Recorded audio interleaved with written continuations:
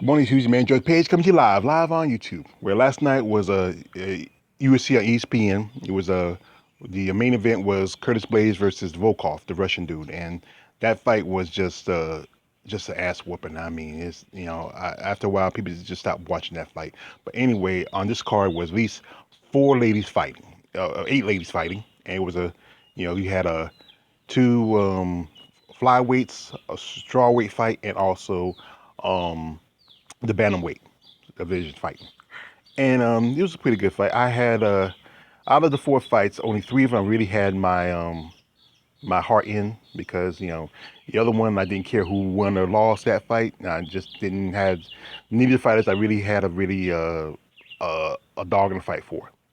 But the other three, out of those three, the other three, one of them I felt like I knew who was going to win, and it came true. But most definitely, let's start off with yeah, this lady here on the left, one Miss Raquel Pennington. I do not call her that nickname anymore because after her fight against Amanda Nunes, when she said she wanted to be done, she quit sitting on the stool. She lost the right to use that nickname, as you know, and you know what nickname I'm talking about. And it's just no, I'm not gonna call you that name ever again. I would not ever. So your name is Raquel or Pegleg Pennington, which depending on which one you like. Anyway, um, Raquel Pennington faced Marion the Belize Bruiser Renault, and the fight really didn't go the way I wanted it. Marion, she really just she she should have tried. She should have stood more away.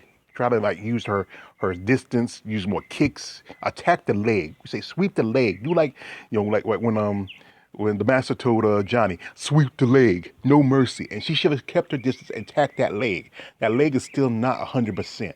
And she just she kept Marion in kind of multi clinch and kneeing her in the body and just and the thing was that this day was Marion's 43rd birthday, and I want to wish the Belize and Bruce a happy birthday.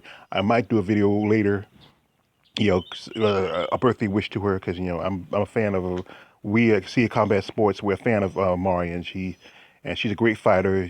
She's re-representing women over 40 in the sport of UFC, in the sport of MMA. But like I said, I was hoping that Mario won. She her last fight she lost against Yana Kuskaya, where she should have won because she put Yana's nose on the side of her face.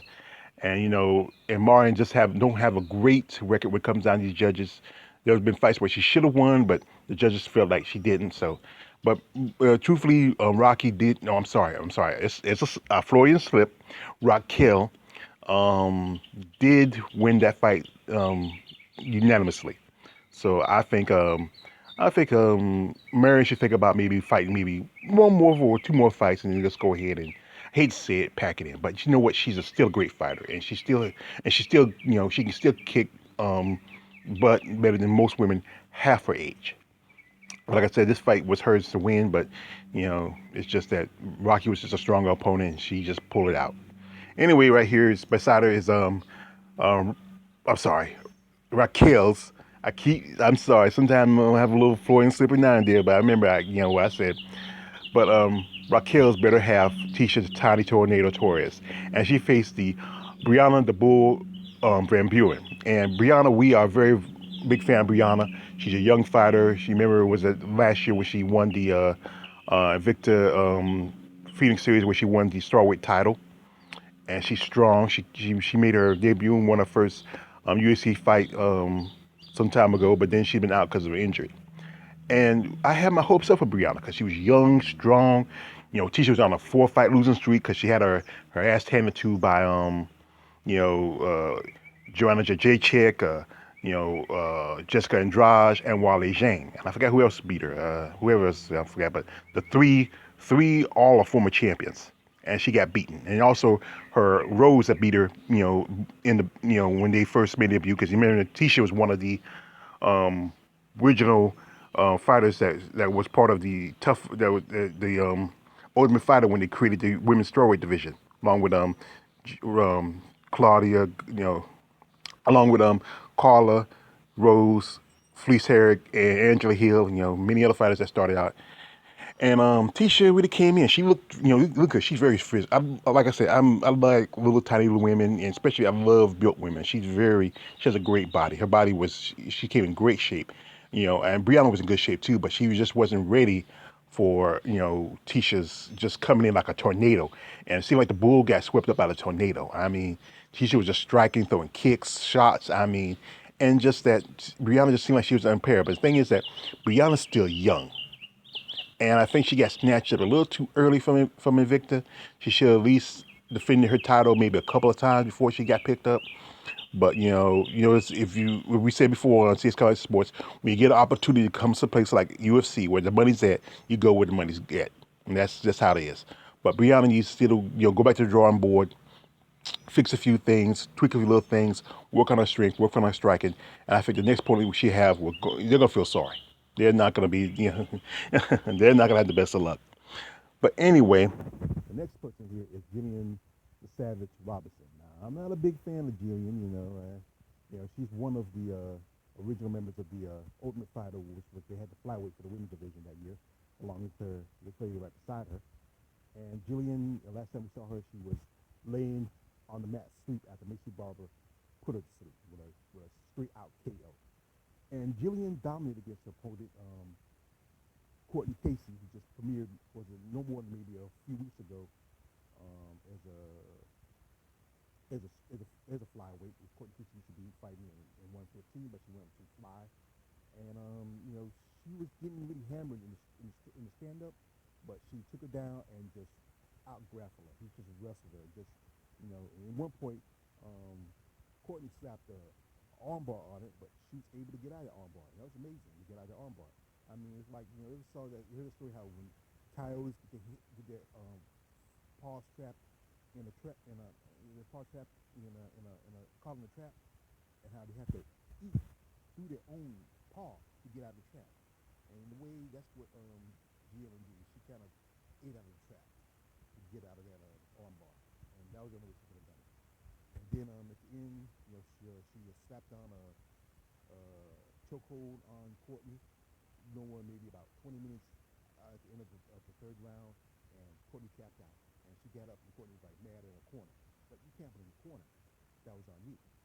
You know that's going to happen. Jillian Roberts is a great wrestler, but she has to work on her striking. That's the thing is, next time, that's how she lost to Macy Barber.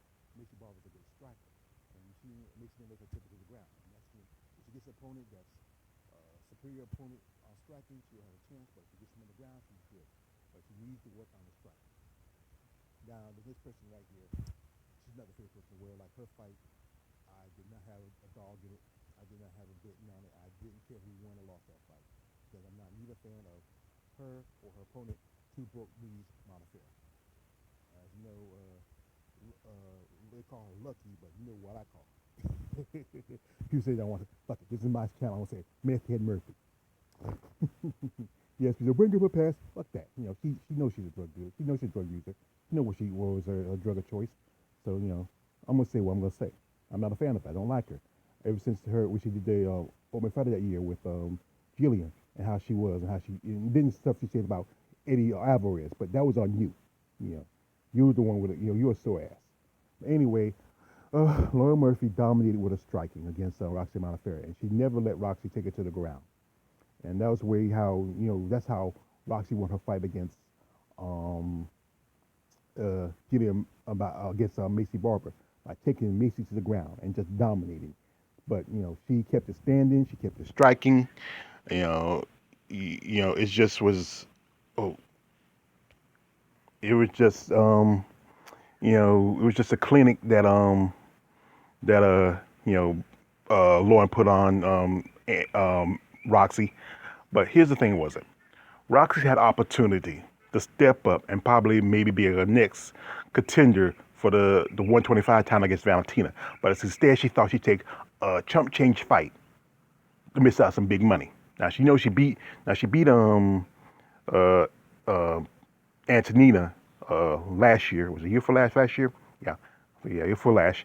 And then there was the thing that could have worked with, her beating the sister of the champion. But instead, she takes this chumps fight because Lauren Murphy called her out. As you know, these two, her, Lauren, and Gillian was on the Open Fighter of the Year for the women's flyweight division. And if you remember what happened that Macy, remember what happened that originally Sarge Eubanks was fighting Nico for the title, but you Roxanne got an opportunity because the fact was that Sarge was sick and she couldn't make the weight. But Roxanne, she missed out on some big money because she could have used it to buy herself the box set of Gundam or go to next year's Comic Con and get a cosplay do some cosplay and but she just messed up a good opportunity to take a chump change fight. But now what happened is she helped Lauren Murphy by getting her a 3-fight winning streak. As you know, Murphy beat KK Lee, or some people call her KGB, but we call her what she is. She beat her a while back, and now there's a possibility that she might be in line for a title.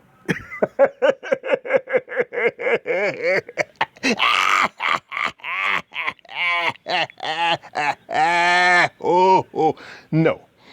See, what's going to happen is that Murphy don't have a chance against any of the top 2 women. Now, even though Jessica I lost against Cesar Calvillo, and Caitlin just beat Antonina, I don't think Murphy has a chance against any of those 2 women. Murphy and Jessica I are both brawlers, and when I think you meet a better brawler, against when you put 2 brawlers against each other, the better brawler usually wins. And I think I'm not a fan of Jessica I, but I'm gonna give it to Jessica I. Cage Chikuyin, she's a more overall fighter, and I think there's a good chance that she's not gonna get past Caitlin. So what's gonna be next for these ladies? Well, see, like I said again, there's a good chance that Murphy's gonna either fight Jessica I or Caitlin Chikuyin. She already beat the person who probably would have been the next line for contendership, and that was Roxy Modafferi. And then you have Jillian Robinson. Well, Jillian has to work on her stand-up. She has to work on her striking. Her wrestling's good. It's good wrestling, but she has to work on her striking. If she gets into a firefight with somebody, she's going to get knocked the hell out. Most definitely, she could get knocked the hell out. She put to sleep. So more likely, you probably put against like either Andrew Lee or possibly Montel De La Rosa, or whoever was like maybe in the top bottom 10, top 15. Then you have Tisha, who's she's a UFC veteran. She's been a while, and she just broke her 4-fight losing streak. So what's next? I'm gonna say there's gonna be a cupcake fight between her and most definitely her and Michelle Waterson, because Tisha's cute. Cute, fit, tight little body, guys like that. And, Michelle, she's cute, Asian girl, Cardi Hardy, former Ween girl. I think it's going to be a cupcake fight between these 2. That's what future is. And for, I'm going to catch myself. Raquel Pennington, Peg Leg Pennington, what's going to happen to her is that she's going to probably, now people feel like she's going to get a hunt for the, for title contendership again. She lost against Holly Holm early this year. She beat Mario Renault, who's just, and more likely probably throw somebody like, she lost to Andrade. It probably throw either Juliana Pena or, Aspect Last, she's out. There's a good shot that she might face Sarah McMahon or whoever they got left in the women's bantamweight division. The bantamweight division's kind of lost its luster ever since Ronda Rousey lost the title, and the title's bounced around for a good while. And now you have her best friend sitting there atop as the both the 135 and 145 champion. So I don't think she's gonna get another fight with Amanda Nunes because they most definitely see the writing on the wall. It's not worth it. So they probably throw maybe somebody like she might get a fight with somebody just to give a fight, but they're not gonna give her another title shot because that's what happened the last time. So congratulations, ladies. Like I said, I'd rather see the losers, except for Roxy. But but this out of it is what it is. This is your man George Page. Like, subscribe. Don't like, subscribe. I'm out.